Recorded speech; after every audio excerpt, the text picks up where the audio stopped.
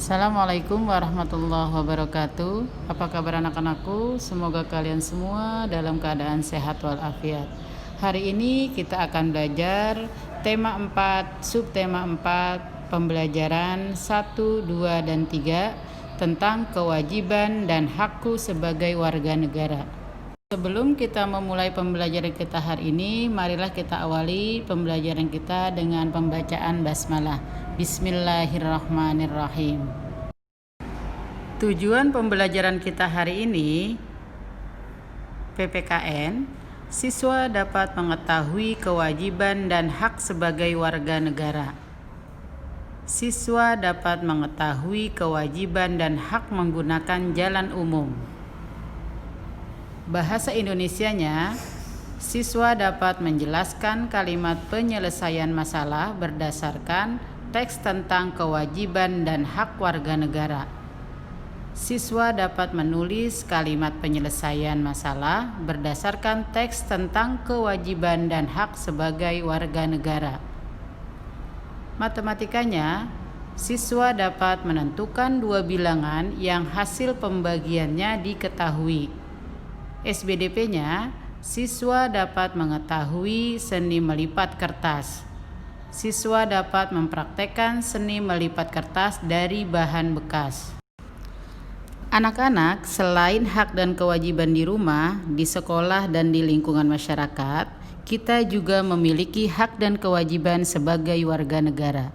Sebagai warga negara, tentu kita juga memiliki kewajiban-kewajiban, antara lain sebagai berikut. Yang pertama, ikut serta dalam pembangunan bangsa dengan belajar sungguh-sungguh demi kemajuan bangsa. 2. Menaati semua aturan yang berlaku. 3. Menjaga persatuan dan kesatuan bangsa. 4. Ikut menjaga semua fasilitas umum yang disediakan. 5. Menjaga kelestarian alam dan lingkungan di wilayah Indonesia. Beberapa hak yang dapat kamu peroleh sebagai bagian dari warga negara Indonesia antara lain sebagai berikut. Yang pertama, memperoleh pendidikan dan pengajaran yang baik. 2. Mendapat fasilitas kesehatan yang memadai. 3. Mendapat perlindungan hukum. 4. Mendapat pelayanan sebagai warga negara. 5. Dapat menggunakan fasilitas umum yang disediakan. 6. Menikmati alam dan lingkungan di wilayah Indonesia. Kita sebaiknya mengutamakan melaksanakan kewajiban terlebih dulu sebelum kita menuntut untuk mendapatkan hak kita.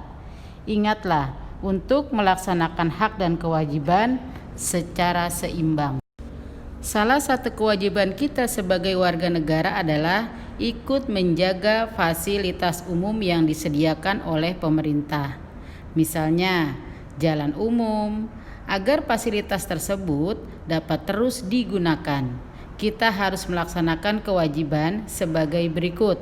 Yang pertama, ikut menjaga kebersihan di jalan umum. 2. Menjaga dan merawat semua fasilitas yang ada di jalan umum. 3. Mematuhi semua aturan yang ada di jalan umum. 4. Menjaga keamanan dan kenyamanan bersama di jalan umum. Setelah melaksanakan kewajiban-kewajiban tersebut, kita akan memperoleh hak-hak sebagai berikut. Yang pertama, menggunakan fasilitas yang ada di jalan umum seperti trotoar, halte, dan jembatan penyeberangan. 2. Menggunakan semua fasilitas jalan umum yang terawat. 3. Menggunakan jalan umum dengan aman dan nyaman. 4. Memperoleh kenyamanan bersama ketika menggunakan jalan umum. Tahukah kamu kalimat penyelesaian berisi pendapat terhadap suatu masalah? Sebelum menulis kalimat saran, kita harus membaca terlebih dahulu teks tersebut dengan seksama. Setelah itu, kita mencari kalimat yang menunjukkan suatu masalah. Kalimat penyelesaian biasanya menggunakan kata sebaiknya, seharusnya, dan hendaknya yang ditulis di awal atau pertengahan kalimat. Kalimat penyelesaian ditulis dengan ejaan yang sesuai dengan Pedoman Umum Ejaan Bahasa Indonesia atau PUEBI. Ya, di sini ada contoh kalimat permasalahan. Ayah merupakan seorang perokok. Tadi pagi tiba-tiba ayah batuk-batuk. Bagaimana cara menyelesaikan permasalahan tersebut? Cara menyelesaikan permasalahan tersebut adalah kita beri saran, sebaiknya ayah berhenti merokok karena rokok sangat berbahaya untuk kesehatan. Kalimat sarannya, sebaiknya ayah berhenti merokok, sedangkan karena rokok sangat berbahaya untuk kesehatan merupakan kalimat alasan. Kalian boleh saja tidak menggunakan kalimat alasannya, hanya menggunakan kalimat saran. Anak-anak, mari kita menentukan dua bilangan yang hasil pembagiannya diketahui. Ingatlah, pembagian merupakan lawan dari perkalian. Kita dapat menentukannya dengan langkah-langkah sebagai berikut.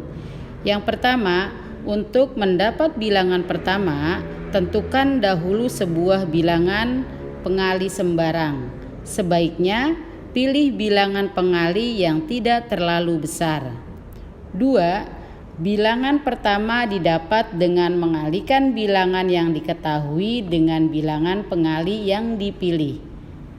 3. Bilangan pengali langsung dapat digunakan sebagai bilangan kedua. Perhatikan contoh berikut. A dibagi B sama dengan 24. Tentukan nilai A dan B. Cara menyelesaikannya yaitu tentukan sebuah bilangan pengali sembarang. Misalkan dipilih bilangan pengali sama dengan 3. Bilangan A dapat ditentukan sebagai berikut. A sama dengan 24 dikali 3 sama dengan 72. Bilangan B didapat dari bilangan pengali, yaitu B sama dengan 3. Jadi bilangan A dan B dapat kita ganti dengan A sama dengan 72 dan B sama dengan 3. Perhatikan contoh berikut. Titik-titik dibagi titik sama dengan 50. Cara menyelesaikannya yaitu kita ingat kembali, pembagian adalah lawan dari perkalian. Jika yang diketahui 50, maka 50 dikali 10 sama dengan 500.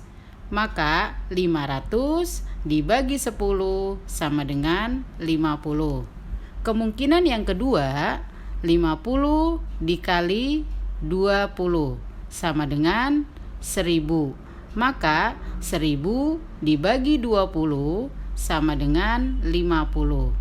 Kemungkinan yang ketiga, 50 dikali 15 sama dengan 750.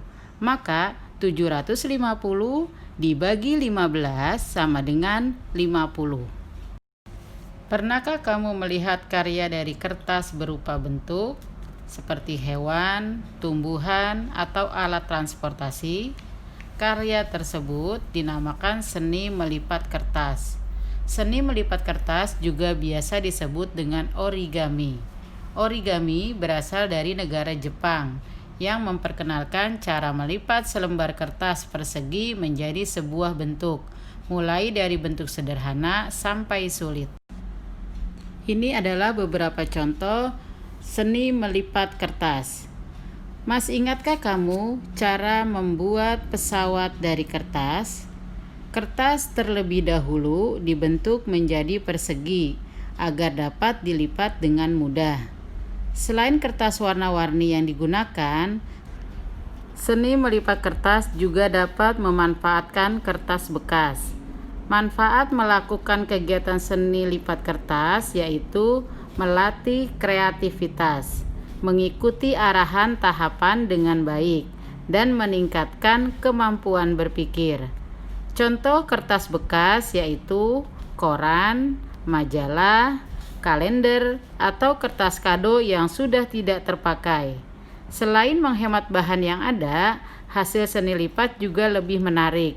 Perhatikan contoh hasil seni melipat kertas dari bahan bekas berikut. Nah, ini adalah contoh seni melipat yang menggunakan kertas origami ataupun bahan bekas. Anak-anak, demikianlah pembelajaran kita hari ini. Kita akhiri dengan pembacaan hamdalah. Alhamdulillahirabbil alamin. Selanjutnya yaitu tugas untuk hari Senin. Kalian tulis di buku tulis untuk tugas hari Senin, yaitu matematika untuk 3 kemungkinan. Soalnya akan Ibu share di video ini.